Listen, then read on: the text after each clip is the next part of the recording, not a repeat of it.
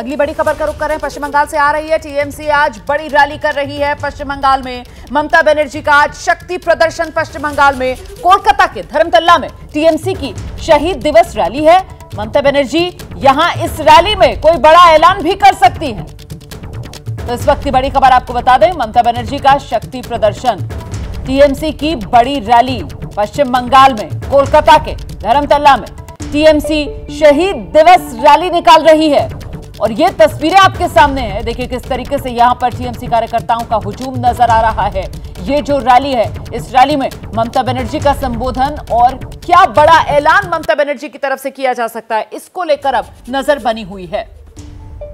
हर साल 21 जुलाई को शहीद दिवस के तौर पर टीएमसी की तरफ से मनाया जाता है। तैयारियां देख लीजिए, धर्मतल्ला कोलकाता में जो की गई हैं, बड़े बड़े बैनर पोस्टर वहां पर लगाए गए हैं और ये पहली सार्वजनिक बड़ी रैली ममता बनर्जी की तरफ से जो कोलकाता के धर्मतल्ला में की जा रही है।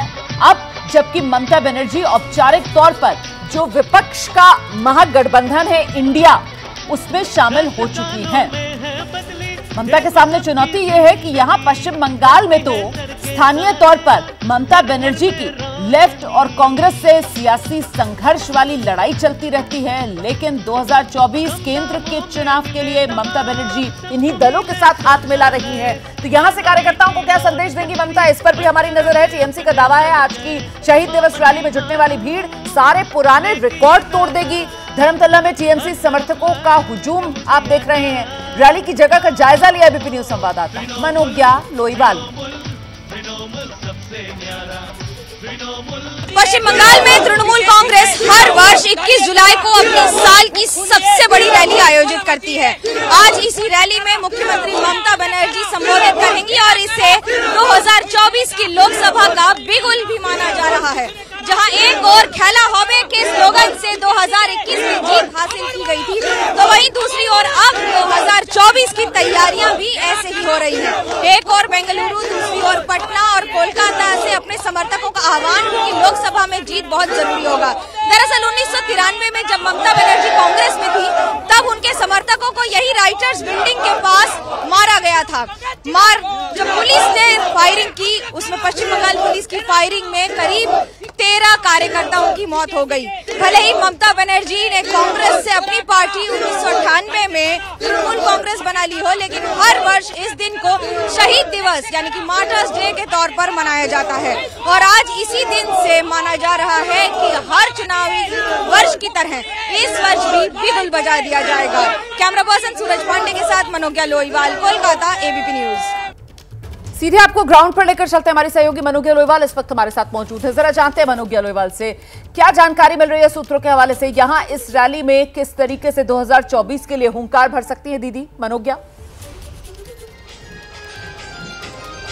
जी बिल्कुल, आपने सही कहा। इसे शंखनाद माना जा रहा है 2024 के चुनाव का, क्योंकि यही वो मंच है जहां से हर वर्ष मुख्यमंत्री ममता बनर्जी आज नहीं पिछले 2 दशकों से लगातार अपने समर्थकों को संबोधित करती हैं। हुजूम देखिए आप इस समय यहाँ पर विक्टोरिया से लेकर यानी कि इस धर्मतल्ला इलाके में पूरी तरह से जहां तक आपकी नजर जाएगी वहां तक आपको भीड़ ही भीड़ नजर आएगी।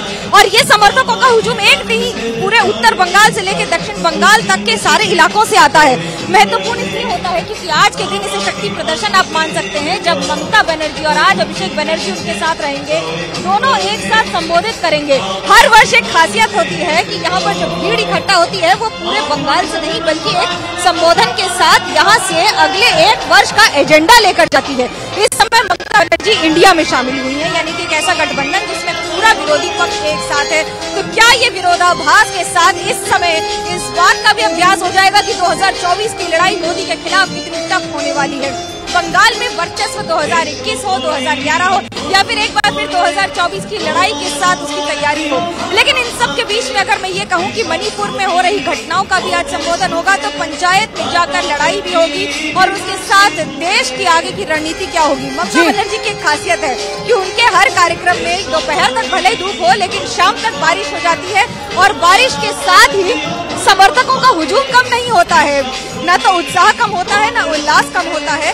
लेकिन जो समर्थक आते हैं वो इस संदेश के साथ, और आज तो पूरे देश के साथ सामने ये हो जाएगा, ये बात रख दी जाएगी कि आखिरकार 2024 में आगे की गतिविधियां, रणनीति। बहुत धन्यवाद आपका मनु केलोईवाल इस तमाम अपडेट के लिए। तो 24 के लिए हुंकार भरेंगी इस रैली से ममता बनर्जी, नजर हमारी लगातार बनी हुई है। पत्रकारिता कोई इमोशन नहीं है, ना अपना कोई ज्ञान देना है और ना कोई विचार थोपना है। पत्रकारिता क्या है?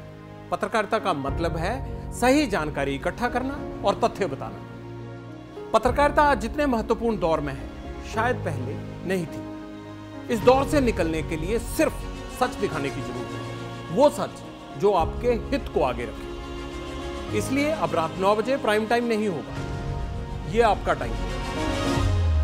जगविंदर पटियाल के साथ देखिए पब्लिक इंटरेस्ट 17 जुलाई से सोमवार से शुक्रवार रात 9 बजे सिर्फ एबीपी न्यूज पर। एबीपी न्यूज आपको रखे आगे।